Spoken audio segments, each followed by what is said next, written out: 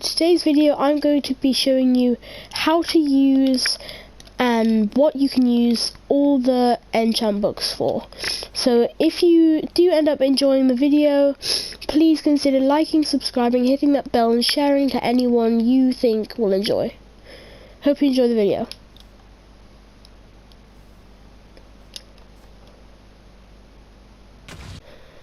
The first enchant is protection. So protection makes it so you take less damage from just everything in general.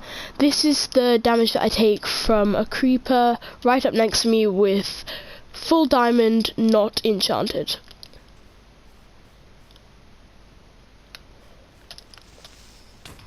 That's about 4 hearts, including a load of fall damage, which adds up to 4.5 hearts. Wait, yeah, 4.5 hearts. So that's a lot of damage actually. Now if I put on the other armor, the protection 4 armor, and now this is the damage I take instead, which is 1.5 hearts. So as you can see, that is a really big difference. This next enchant is fire protection. So basically fire protection protects you from any flammable damage from a flame bow, flint and steel, or a lava bucket. So this is how much damage I take from lava without any fire protection on. As you can see, it does a lot of damage really quickly and kills me almost instantly. Now if I put on my fire protection armor, I've used fire protection 4, and then go in front of lava, instead of doing 2 hearts per second, I take about half a heart every 4 seconds or something, which is a big upgrade. This can help you out a bunch of the nether. This enchant is feather falling.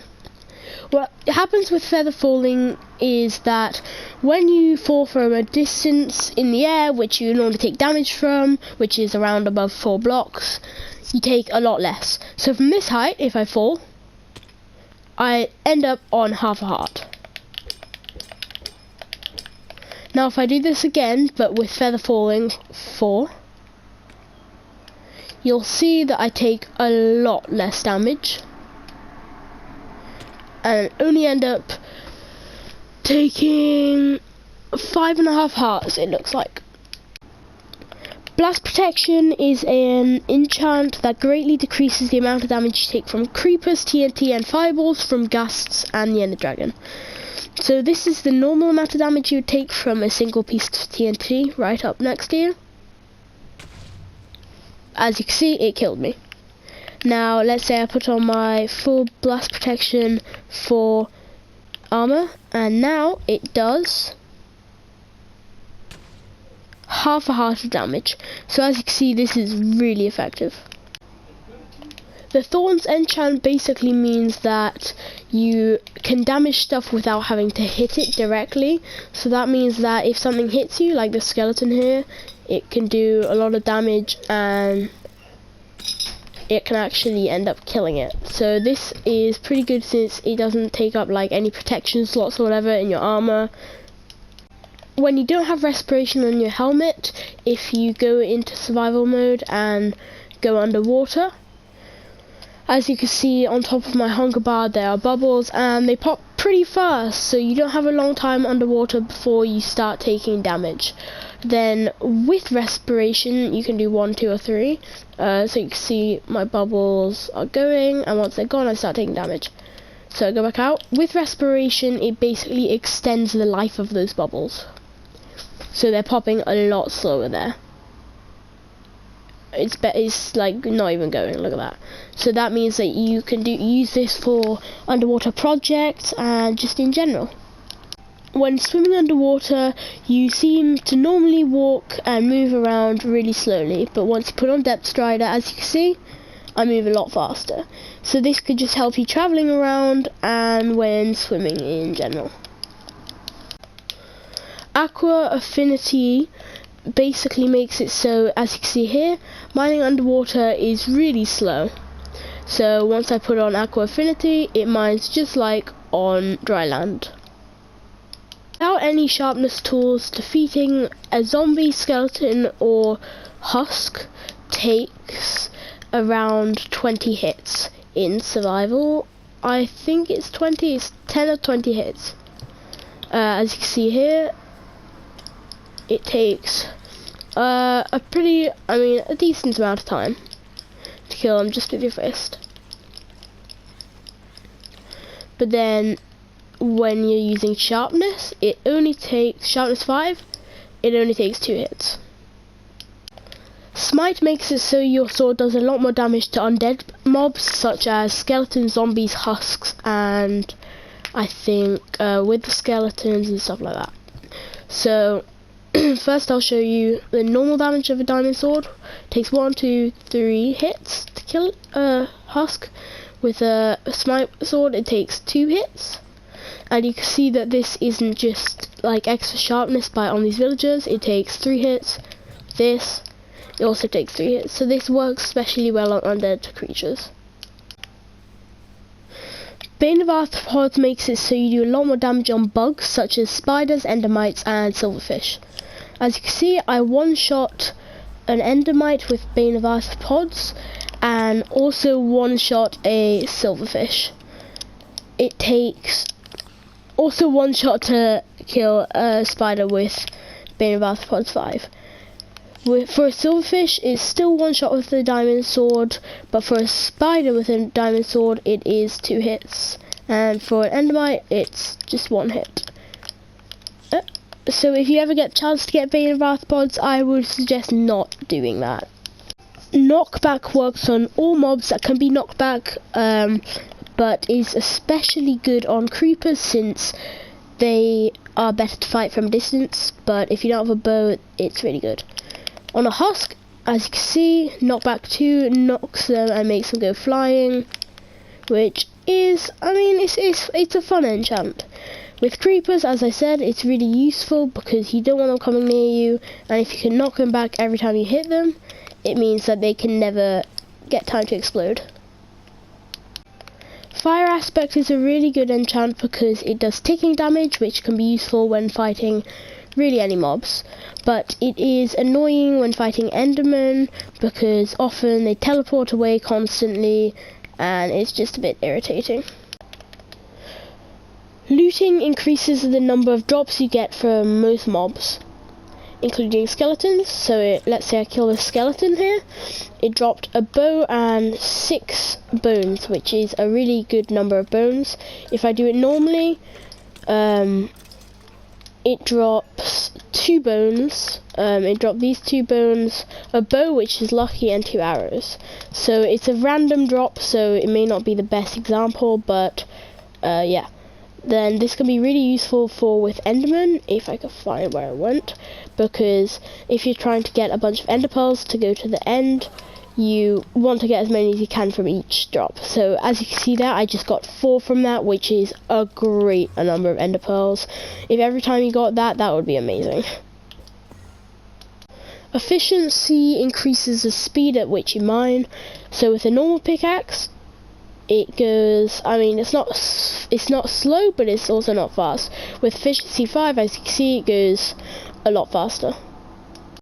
Unbreaking can be applied to tools and armor, which basically means that normally when it would take durability, like loss, it has a chance of not doing that. So with a pickaxe, it takes durability up. As you can see, it's like popping there when you see at the bottom of my hotbar, but with Unbreaking 3 it does not always take durability.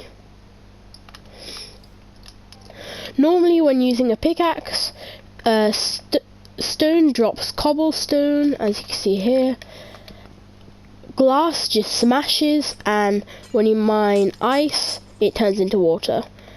But with Silk Touch, stone stays a smooth stone. You can pick up glass of all dyed variants and you can pick up ice without it smashing and turning into water. On a zombie pigman, if I use a normal bow, it takes around 4 shots to kill it, but if I am using power 5, it only takes 1. Punch is like the knockback of bows. With a normal bow, oh, it's kind of hard to hit villagers with, but it only hits them back a bit. But with punch, as you can see, it fires them back really far. This once again is super effective on creepers because you don't want them getting near you. Infinity on a bow means that even if you only have 1 arrow, which let's say I only have 1, it means that I can shoot as many as I want unless the bow runs out. So infinity on a bow means that you can't get mending, so it's either mending or infinity, and I would suggest you use infinity, especially for boss fights. Also, you cannot pick up the arrows that you fired, otherwise that would be too easy to duplicate them.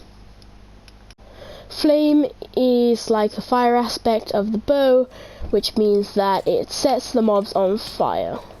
This is a bad example, sorry, because this is already on fire, but with this llama over here, if I shoot my bow, it should set on fire. Go away. Like that. When you put Luck of the Sea on a fishing rod, it means that you get better loot from every single fish. And when you use lure on a fishing rod, it means that you have a much higher chance of catching a fish in a time period. Frostwalker means that when you walk over water, it freezes it as long as you're on the same level as it. This doesn't work if you're jumping into water, and the higher your level of Frostwalker is, the longer the ice will last.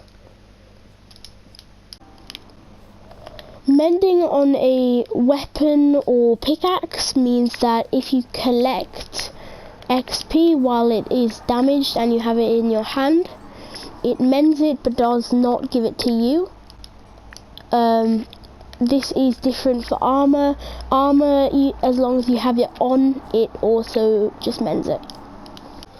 Impaling is a enchantment you can put on tridents, and it basically means that, as you can see there, it increases the damage you do on fish, basically, including guardians, elder guardians, squids, and normal fish.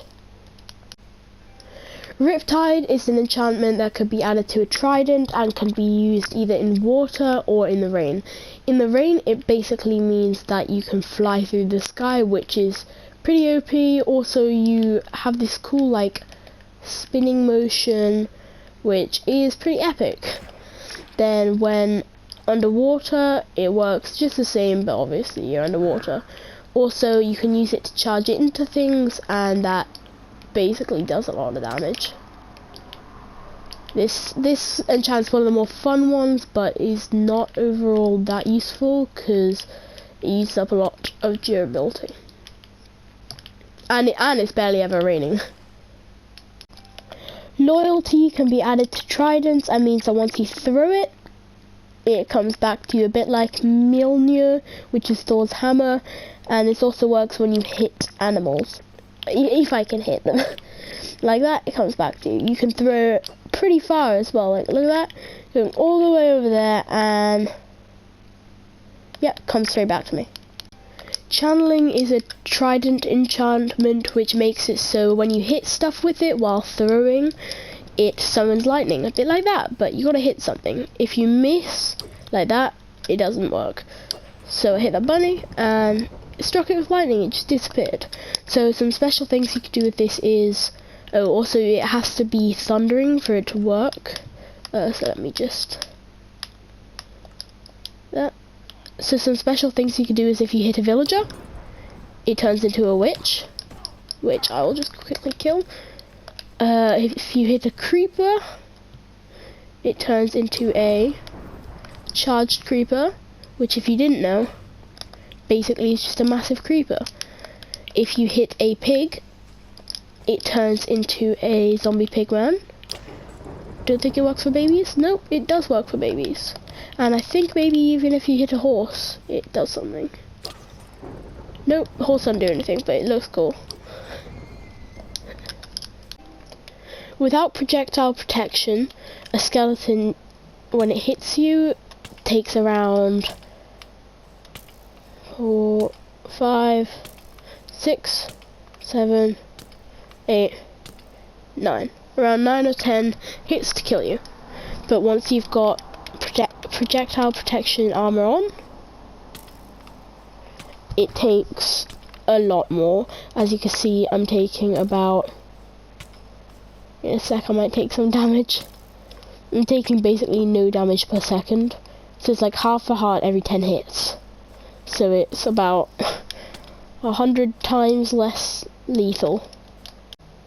Multi-shot means that you can shoot 3 arrows at once, but they have a spread, so if you stand back and fire them all at once, you can kill 3 at once. I missed one there. It's a bit hard to aim, but it does mean that you get more arrows for the price of 1 arrow. The piercing 4 effect means that when you reload your crossbow and shoot it through, it can hit up to 5 mobs slash really just anything at once. As long as it's not a solid block, it should be able to kill them all.